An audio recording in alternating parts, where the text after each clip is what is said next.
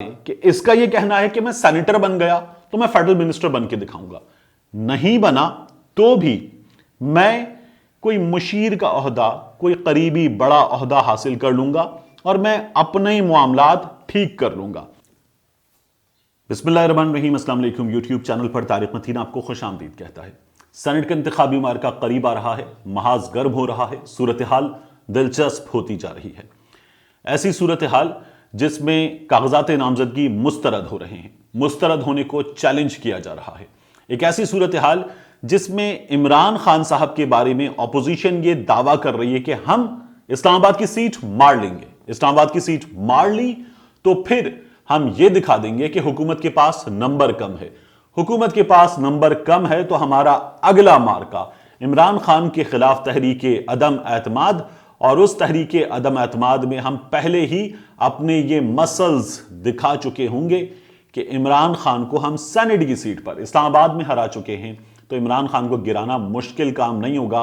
आसिफ अली जरदारी और मियां नवाज शरीफ इस मंसूबे पर पूरा जोर लगा रहे हैं कि किसी भी तरह यूसुफ रजा गिलानी को यह सीट जीतनी चाहिए। सेनेट के इस इंतखाबी मार्के में जहां परवेज रशीद साहब के कागजात नामजदगी मुस्तरद हुए और नून लीग को धचका लगा, अब उन्होंने अपील कर दी है, जस्टिस शाहिद वहीद साहब ने बुला लिया है पंजाब हाउस के जिम्मेदारान को कि रिकॉर्ड समेत आएं और बताएं कि परवेज रशीद साहब का मामला क्या है।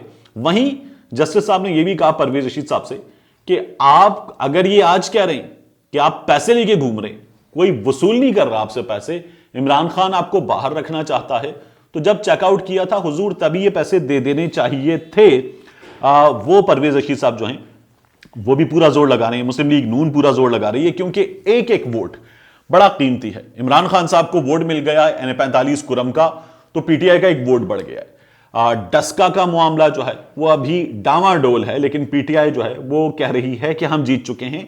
और दिलचस्प यह है कि मुस्लिम लीग नून पहले कह रही थी हम जीत गए हैं, तो अपनी जीत के दावे पर डटे रहते।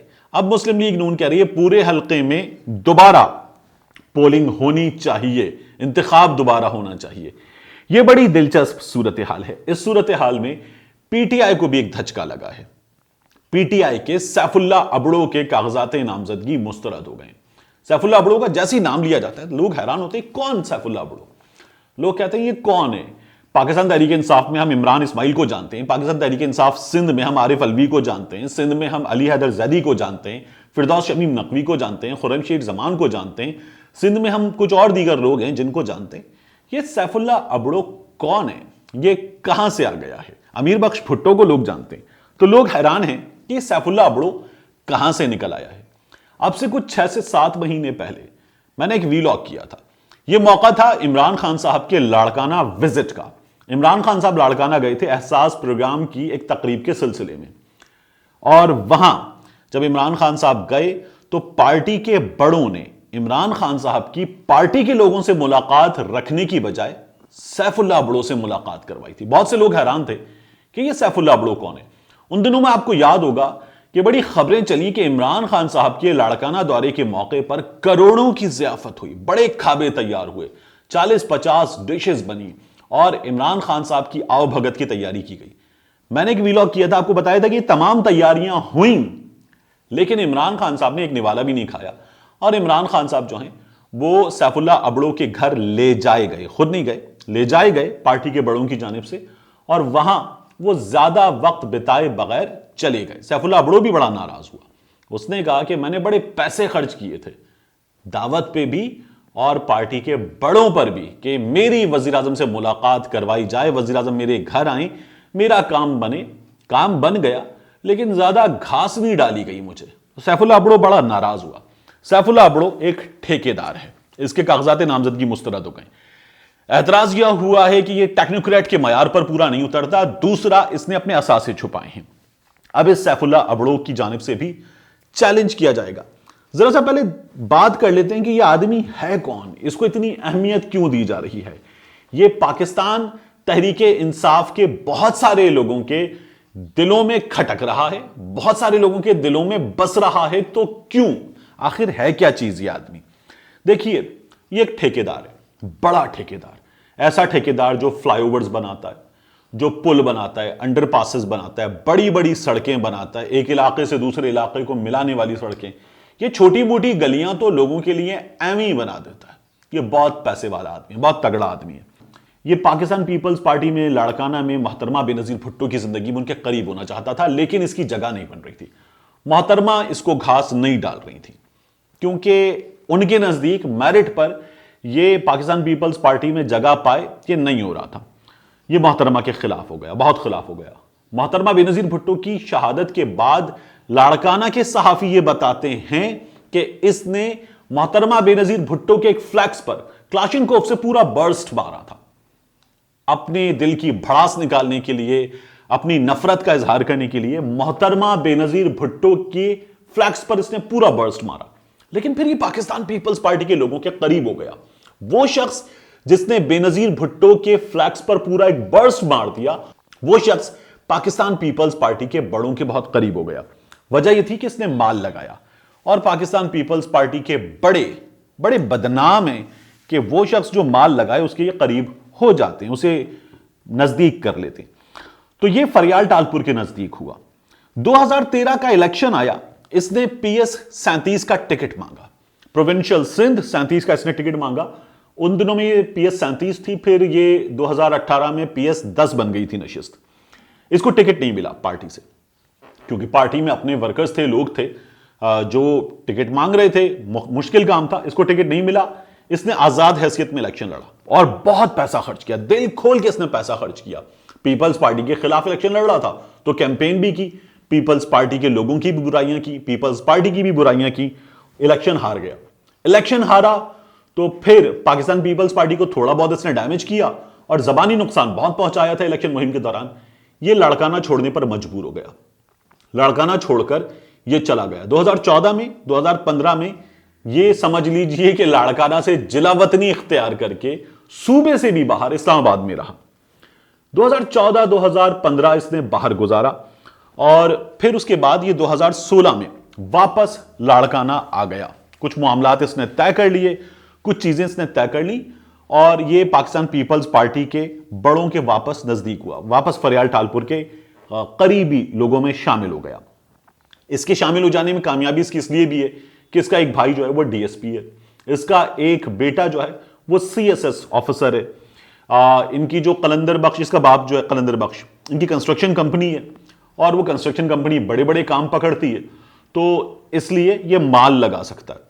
पाकिस्तान के हर बड़े शहर में इसका ये कहना है, और सही है इसका ये कहना, कि इसका एक आलीशान घर मौजूद है। ये लोगों की आवभगत करता है, दावतें करता है और बड़ी खास दावतें करता है। 2016 में ये वापस करीब हो गया फरियाल टालपुर के। इसे सरकारी ठेके वगैरह भी मिले और इसने माल बनाया भी, माल लगाया भी। 2018 का इलेक्शन आया, 2018 में इसने फिर पाकिस्तान पीपल्स पार्टी से टिकट मांगा और इसे फिर टिकट नहीं मिला पाकिस्तान पीपल्स पार्टी से। इसने मांगा PS 12 का टिकट और PS 12 का टिकट सुहेल अनवर सयाल को दे दिया गया, इसको नहीं मिला।